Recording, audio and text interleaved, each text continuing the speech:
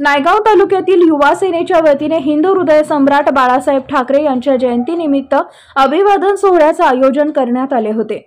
या निमित्त प्रथम बाळासाहेबांच्या प्रतिमेस पुष्पहार अर्पण करून बाळासाहेबांच्या हिंदुत्ववादी विचारांचा वारसा पुढे नेण्यासाठी युवा सेनेने काम करावे आणि पुढे येऊन बाळासाहेबांचे विचार या महाराष्ट्रातील सर्वसामान्य जनतेपर्यंत पोहोचून महाराष्ट्राला सक्षम बनवण्यासाठी आपण सर्वांनी प्रयत्न करावे, असे प्रतिपादन युवा सेनेचे तालुका प्रमुख शिवाजी कुंटुरकर यांनी केले।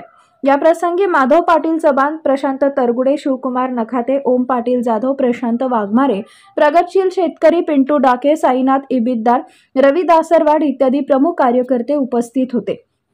यावेळी उपस्थित कार्यकर्त्यांनी स्वर्गीय बाळासाहेब ठाकरे यांच्या प्रतिमेस अभिवादन केले। नांदेड जिल्हा प्रतिनिधी शिवाजी कुंटुरकर, शिवशाही न्यूज, नायगाव।